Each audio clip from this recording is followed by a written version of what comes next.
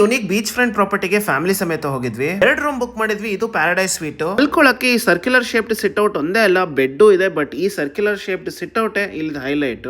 Back drop ಅಲ್ಲಿ ಅರಬ್ಬಿ ಸಮುದ್ರ ಹಿಡ್ಕೊಂಡು ಯಾವ್ದೇ ಸೈಡ್ ಇಂದ ನೋಡಿದ್ರು ಸಖತ್ ಡ್ರೀಮಿ ಆಗಿರೋ ಈ ರೂಮ್ ನಿಜವಾಗ್ಲೂ ಪ್ಯಾರಡೈಸ್ ಸ್ವೀಟ್. ಕಪಲ್ಸ್ ಗೆ ಹನಿಮೂನ್ ಗೆ ಸುಮ್ನೆ ಚಿಲ್ ಮಾಡಕ್ಕೆ ಈ ರೂಮ್ ಸಖತ್ ಆಗಿದೆ. ಇನ್ನೊಂದು ರೂಮ್ ಬುಕ್ ಮಾಡಿದ್ದು king sweet.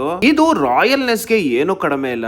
Majestic, premium, elegant and ಅದಕ್ಕಿಂತ ಸ್ಪೇಷಿಯಸ್ ಆಗಿರೋದಲ್ದೆ ಒಳ್ಳೆ ವ್ಯೂಸ್ ಇದೆ. ಈ 2 ರೂಮ್ ಅವ್ರದೇ ಸಪರೇಟ್ ಲೀಗಲ್ ಇದೆ.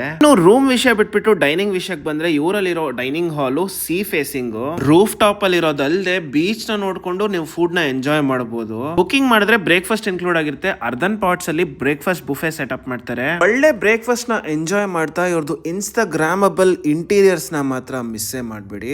ಯಾವ್ದೇ ಕಾರ್ನರ್ ತಗೊಳ್ಳಿ ಸಿಕ್ಕಾಪಟ್ಟೆ ಡೀಟೇಲ್ಡ್ ಆಗಿ ಏಸ್ಥೆಟಿಕಲಿ ಪರ್ಫೆಕ್ಟ್ ಆಗಿದೆ.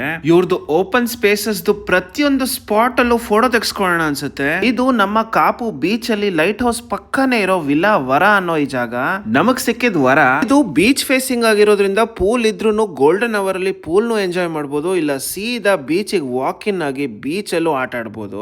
ಇಲ್ಲಿಂದ ಸನ್ಸೆಟ್ ಅಂತೂ ನೆಕ್ಸ್ಟ್ ಲೆವೆಲ್ ಅಂತ ಹೇಳ್ತಾ ಇದು ವಿಲಾ ವರ ನಮ್ ಕಾಪುನಲ್ಲಿರೋದು. ವಿಡಿಯೋನ ಸೇವ್ ಮಾಡ್ಕೊಳ್ಳಿ, ನಾವು ರೆಕಮೆಂಡ್ ಮಾಡ್ತೀವಿ, ಟ್ರೈ ಮಾಡಿ.